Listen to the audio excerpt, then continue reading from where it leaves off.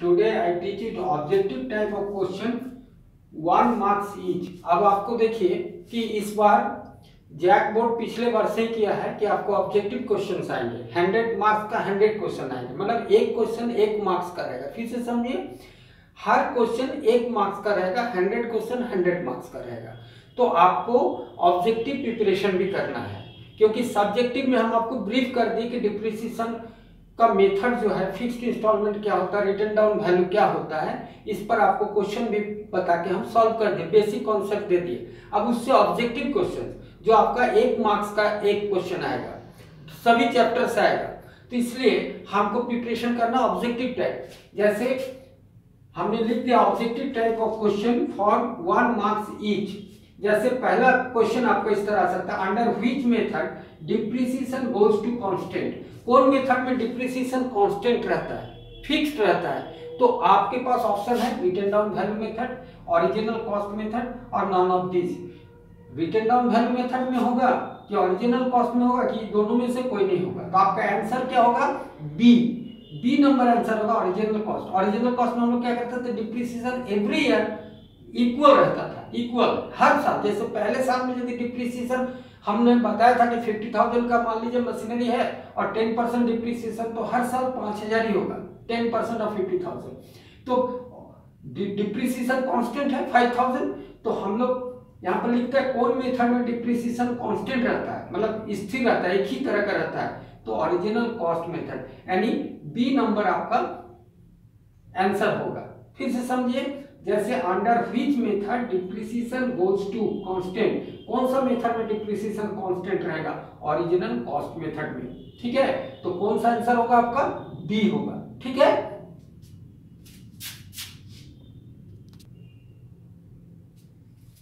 देखिए next question, जैसे under which method depreciation goes to reduce by year to year. जैसे कौन सा मेथड में डिप्रिसिएशन हर साल घटते हुए रहता है, कौन सा मेथड में डिप्रिसिएशन हर साल घटते रहता है? जैसे fixed installment method, diminishing balance method या एन्युटी मेथड। तो आपका आंसर क्या होगा? डिमिनिशिंग बैलेंस होगा। क्यों? क्योंकि डिप्रिसिएशन हम लोग कैसे काट सकते हैं बेटा, बताएं आपको।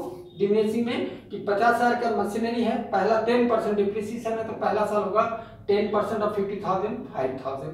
दूसरे साल घट जाएगा 5,000, तो कितना बचा? 45,000। 45,000 का 10% करेंगे तो 4,500 होगा। तो रिड्यूस होता जा रहा है, तो reduce by year to year reduce हो रहा है, तो उसको हम लोग कौन सा मेथड बोलेंगे? डिमिनिशिंग बैलेंस मेथड बोलेंगे। फिर से समझिए कि आपका क्वेश्चन में बोल रहा है कौन सा मेथड में depreciation year to year reduce करते जाता है, तो कौन सा मेथड वो है? डिमिनिशिंग बैलेंस मेथड में ही होता है। देखिए नेक्स्ट है आपका 3rd नंबर क्वेश्चन है, कॉजेज ऑफ डिप्रिसिएशन। डिप्रिसिएशन का कारण क्या है? वेयर एंड टियर, कोई चीज को आप यूज कर रहे हैं तो होता है। ऑब्सोलेंस का मतलब होता है कि यदि कोई चीज का आउटडेटेड, ऑब्सोलेंस लॉस का मतलब होता है आउटडेटेड लॉस। जैसे मान लीजिए कि आपका कोई मशीन है जो मान लीजिए टेरिकॉट का कपड़ा बनाता है, और आज टेरिकॉट का कपड़ा बहुत कम बनता है, सब कॉटन बनता है, तो टेरिकॉट बनाने वाली मशीन अपने आप ऑब्सोलेट हो जाएगी। ठीक है, तो उसको हम लोग बोलते हैं आउटडेटेड लॉस या आउट ऑफ फैशन लॉस। इसलिए क्योंकि जो चीज मान लीजिए हमारा फैक्ट्री जो फैशन का आइटम बनाती है और वो फैशन आउटडेटेड हो गया, तो मशीन अपने आप ऑब्सोलेट कर जाएगी, जिसको बोलते हैं ऑब्सोलेंस। नेक्स्ट है डेपलिंग। डेपलिंग होता है, जैसे ये जनरली होता है कोल माइंस में। जैसे देखिएगा कोई खादान उदान उठता है तो मिट्टी को काटता काटता अंदर जाके कोयले निकल रहा है, चाहे बॉक्साइट निकल रहा है, चाहे माइका निकल रहा है, तो उसको बोलते हैं डिपलिंग करना, वो है। और ऑल ऑफ दिस, तो डिप्रिसिएशन के चारों कारण है। देखिए फिर से समझिए, कॉजेज ऑफ डिप्रिसिएशन क्या हो सकता है? Wear and tear. यदि कोई चीज को आप यूज कर रहे हैं तो होगा, यदि वो आउटडेटेड हो जाए तो होगा, यदि डिपलिंग हो जाए तो हो जाए। तो आपका आंसर क्या होगा? ऑल ऑफ दिस, सभी कारण हो सकते हैं डिप्रिसिएशन होने का। वेयर एंड टियर, जैसे मान लीजिए चौक हम यूज कर रहे हैं, तो जैसे जैसे यूज करते जाएंगे चौक मेरा खत्म हो जाएगा। ठीक है, ऑब्सोलेंस, जैसे मान लीजिए कोई चीज कोई मेरा फैक्ट्री है जिसका प्रोडक्ट आउटडेटेड हो गया, तो पूरी फैक्ट्री बंद हो जाएगी, क्योंकि वो मशीन फिर काम कर नहीं रहेगा। तीसरा डिपलिंग इसको कहते हैं, जैसे मान लीजिए कोई चीज धंस जाना, जैसे मान लीजिए कि हम लोग कोयला निकालते हैं तो जमीन को कोड़ के निकालते हैं, तो उसको डिपलिंग कहते हैं। ठीक है, उसी तरह मान लीजिए कि हम लोग माइंस, जो भी माइंस एरिया होता है, जैसे मान लीजिए कि बॉक्साइट का है, माइका का है तो जमीन के अंदर कोड़ के निकल रहा है, जो अंदर में नेचुरल रिसोर्सेज यानी प्राकृतिक संपदा उसको कोड़ के हम निकाल रहे हैं मट्टी को हटा के, तो उसको डेप्लिंग बोलते हैं। और ऑल ऑफ दिस, तो ये चारों का तीनों कारण हो सकता है डिप्रिसिएशन का। कॉजेज ऑफ डिप्रिसिएशन, डिप्रिसिएशन का कारण क्या है? वेयर एंड टियर, ऑब्सोलेंस, डेप्लिंग और ऑल ऑफ दिस। तो आंसर क्या होगा आपका? ऑल ऑफ दिस होगा। देखिए अब जैसे आपको क्वेश्चन आ रहा है डिप्रिसिएशन इज कौन सा अकाउंट है? डिप्रिसिएशन पर्सनल अकाउंट है, नॉमिनल अकाउंट है, रियल अकाउंट है? तो डिप्रिसिएशन इज रियल अकाउंट। फिर से समझिए, डिप्रिसिएशन पर्सनल अकाउंट भी नहीं है, नॉमिनल अकाउंट भी नहीं है, depreciation is real account. Because of that कि depreciation is not actual loss of a company, it is estimated loss, it is a provision, it is not actual loss of a company, it is estimated loss. फिर से समझिए, हम कोई भी नहीं बता सकते हैं कि एक्चुअल डिप्रिसिएशन क्या है, उसको हम लोग अनुमानित मानते हैं, इसलिए बोलते हैं estimated loss. It is a provision, हम एक प्रोविजन करते हैं, कोई भी चीज खरीदते हैं तो हम जानते हैं इतना दिन चलेगा, उसके अनुसार हम उसको डिप्रिसिएशन कैलकुलेट करते हैं। हो सकता है उससे ज्यादा चले, हो सकता है उससे कम चले, या जितना सोचे उतना ही चले, ये बोल नहीं सकते, फ्यूचर में है। तो उस अवस्था में depreciation is a real account, क्योंकि डिप्रिसिएशन जनरली एसेट्स पर लागू होता है और एसेट्स रियल अकाउंट का चीज है, क्योंकि रियल अकाउंट बोलता है all comes should be debited and all goes should be credited and depreciation will be charged only for assets, इसलिए हम लोग रियल अकाउंट होगा। ओके, देखिए फिर है डिप्रिसिएशन प्रोवाइड ऑन। डिप्रिसिएशन हम लोग किस पर चार्ज करते हैं? करेंट एसेट्स पर करते हैं, फिक्स्ड एसेट्स पर करते हैं, या इनटैंजिबल एसेट्स पर करते हैं? तो हम लोग डिप्रिसिएशन चार्ज करते हैं फिक्स्ड एसेट्स में, plant machinery, furniture, land, building पर। करेंट एसेट्स में स्टॉक, बिल रिसीवेबल, इस सब में हम लोग नहीं करते हैं। दूसरा इनटैंजिबल एसेट्स किसको कहते हैं? जो टैंजिबल नहीं है, जैसे आपको goodwill, goodwill is intangible assets, वो उसके बारे में भी आपको बताऊंगा। तो गुडविल जैसे किसी व्यापार का साख है, जैसे मान लीजिए कि आप कावेरी रेस्टोरेंट में खाते हैं जाके भेज, क्यों कावेरी का एक गुडविल है, तो उसको हम लोग बोलेंगे साख है, तब ना हम लोग जाते हैं कावेरी रेस्टोरेंट में भेज खाने। तो उसी तरह गुडविल जो है वो इनटैंजिबल और इनविजिबल एसेट्स होता है, तो गुडविल पर डिप्रिसिएशन नहीं होगा, करेंट एसेट्स पर नहीं होगा। तो डिप्रिसिएशन किस पर चार्ज होता है? फिक्स्ड एसेट्स पर चार्ज होता है। इसलिए आपका आंसर क्या होगा? तीन ऑप्शन में से 2, ठीक है, 1 2 3 दिया हुआ है, करेंट एसेट्स, फिक्स्ड एसेट्स और इनटैंजिबल एसेट्स। तो क्या आंसर होगा? फिक्स्ड एसेट्स होगा, ठीक है। देखिए नेक्स्ट है depreciation not charge on. Depreciation charge नहीं किया जाता, किसमें? फिक्स्ड एसेट में नहीं किया जाता है, कि गुडविल में नहीं किया जाता है, कि नॉन ऑफ दीज। फिर से समझिए, गुडविल किसमें चार्ज नहीं होता है? फिक्स्ड एसेट में होता है बेटा, अभी बताया, मशीनरी, लैंड, बिल्डिंग में होता है। गुडविल में नहीं होगा, क्योंकि goodwill is intangible and invisible asset, किसी का साख पर गुडविल नहीं, डिप्रिसिएशन नहीं हो सकता है। Goodwill is a nature of fixed assets but it is a intangible and invisible assets, so depreciation is not charged on goodwill, goodwill पर चार्ज नहीं होगा, इसलिए आपका आंसर क्या होगा? बी होगा। नेक्स्ट है depreciation is the process of. क्या है डिप्रिसिएशन का प्रोसेस? वैल्यूएशन ऑफ एसेट्स है, वेरिफिकेशन ऑफ एसेट्स है, या cost of assets and it's useful life. फिर से समझिए, डिप्रिसिएशन का प्रोसेस क्यों करते हैं? वैल्यूएशन ऑफ एसेट्स के लिए करते हैं, कि वेरिफिकेशन ऑफ एसेट्स के लिए करते हैं, कि cost of assets and it's useful life. तो आपका आंसर होगा cost of assets and it's useful life. फिर से समझिए, डिप्रिसिएशन का प्रोसेस हम क्यों करते हैं? संपत्ति का मूल्यांकन करने के लिए, संपत्ति का सत्यापन करने के लिए, या cost of assets and it's useful life, हम लोग एसेट्स का कॉस्ट और उसका यूजफुल लाइफ के लिए करते हैं। तो आपका आंसर होगा cost of assets and it's useful life. Depreciation is the process of cost of assets and it's useful life. Okay,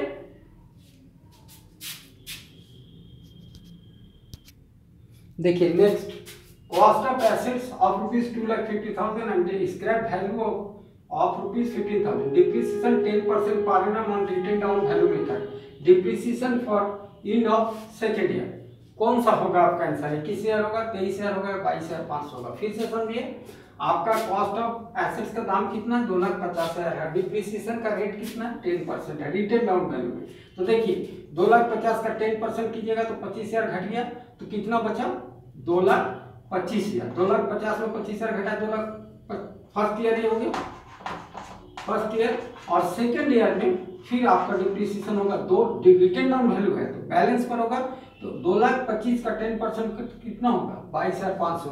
तो आपका आंसर क्या होगा end of second year depreciation 22,500। फिर से समझिए, कॉस्ट ऑफ एसेट्स आपका 2,50,000 का है और स्क्रैप वैल्यू 15,000 है, लेकिन डिप्रिसिएशन का रेट है 10% per annum on return down value में डिमिनिशिंग बैलेंस। तो आपका 2,50,000 का एसेट्स है, तो फर्स्ट ईयर में 10% कितना होगा 25,000। 2,50,000 का 10% 25,000 होगा, तो कितना हो जाएगा 2,25,000। 2,25,000 का फिर 10% सेकेंड ईयर होगा, तो सेकेंड ईयर का डिप्रिसिएशन कितना होगा 22,500। तो आपका आंसर दिया 3, 21,000, 23,000 है 22,500। तो आपका आंसर कौन होना चाहिए 22,500 यानी सी। देखिए फिर से क्वेश्चन बता रहे हैं, question number 9, under fixed installment method depreciation goes to increasing होता है, बढ़ते हुए क्रम में होता है, डिक्रीजिंग घटते हुए क्रम में होता है, या कांस्टेंट होता है। फिर से समझिए, आपका क्वेश्चन बोल रहा है under fixed installment method depreciation goes to कैसा होता है, इंक्रीजिंग में होता है, बढ़ते हुए क्रम में होता है, डिक्रीजिंग में घटते हुए क्रम में होता है, या कांस्टेंट होता है। तो आपका आंसर होगा कांस्टेंट, क्योंकि fixed installment depreciation is fixed. First year में जो होगा 10 साल 5 साल बाद भी वही होगा, इक्वल यानी ओरिजिनल कॉस्ट पर होगा, जो उसका कॉस्ट है जितने में हम खरीदे हैं उसी पर होगा, तो कांस्टेंट होता है। इसलिए इसका आंसर क्या होगा under fixed installment method depreciation goes to constant. ठीक है, देखिए next question, a gradual and permanent decrease the value of asset is called. यदि कोई एसेट्स परमानेंट और घटते हुए जा रहा है, वैल्यू ऑफ एसेट जो है घटते हुए जा रहा है, तो उसको हम लोग क्या बोलते हैं, एक्सपेंसेस बोलते हैं, लॉस बोलते हैं, या डिप्रिसिएशन बोलते हैं। तो आपका आंसर क्या होगा डिप्रिसिएशन होगा। फिर से समझिए, ए gradual and permanent decrease the value of assets is called. क्या होता है यदि वैल्यू ऑफ एसेट परमानेंटली और डिक्रीज होते जा रहा है, ग्रेजुअली घटता रह रहा है, तो उसको हम लोग एक्सपेंसेस बोलते हैं, कि लॉस बोलेंगे तो डिप्रिसिएशन बोलेंगे। तो आपका आंसर क्या होगा डिप्रिसिएशन होगा। डियर स्टूडेंट, हम डिप्रिसिएशन से आपको बहुत सारे क्वेश्चन बता चुके हैं और आज हमने ऑब्जेक्टिव भी बता दिया। आप इस तरह ऑब्जेक्टिव को प्रैक्टिस कीजिएगा, लेकिन ऑब्जेक्टिव तभी आप प्रैक्टिस कर पाइएगा ना जब सब्जेक्टिव आपका क्लियर रहेगा। नहीं, डिप्रिसिएशन चैप्टर को आप क्लियर कीजिएगा तभी आपका ऑब्जेक्टिव सॉल्व होगा, क्योंकि इसीलिए मैंने डिप्रिसिएशन से आपको original cost method, fixed installment method का क्वेश्चन भी बताया, ताकि आप डिप्रिसिएशन को समझ के तब हम ऑब्जेक्टिव बता रहे हैं। डायरेक्ट ऑब्जेक्टिव बताएंगे तो आपको समझ में नहीं आएगा। आप भी इसी तरह प्रैक्टिस कीजिए, पहले आप सब्जेक्टिव को पढ़िए, सब्जेक्टिव का क्वेश्चन बनाइए, उसके बाद ऑब्जेक्टिव को टच कीजिए, क्योंकि डायरेक्ट ऑब्जेक्टिव आपको समझ में नहीं आएगा, क्योंकि आप जब तक डिप्रिसिएशन आप जानते ही नहीं है तो डिप्रिसिएशन का ऑब्जेक्टिव या सब्जेक्टिव कुछ भी आप नहीं जान पाएगा। इसीलिए सब्जेक्टिव जानने से ऑब्जेक्टिव अपने आप क्लियर होता है, लेकिन खाली ऑब्जेक्टिव जानने से सब्जेक्टिव क्लियर नहीं हो सकता है। बात को समझ रहे हैं? इसलिए आप लोग न्यू कमर्स हैं, मैं बार बार आपको टिप्स दे रहा हूँ। बेटा, स्कूल और कॉलेज में यही डिफरेंस है कि स्कूल में आपको एक होमवर्क टाइप से काम किया जाता है और कॉलेज में आपको एकदम फेस टू फेस काम करवा दिया जाता है, क्योंकि आप गोइंग टू बी मैच्योर, आप बड़े हो रहे हैं, आपको में समझदारी आ रही है, इसलिए प्रैक्टिस इस तरह कीजिए। मैंने 10 क्वेश्चन अभी आपका ऑब्जेक्टिव बता दिया डिप्रिसिएशन में।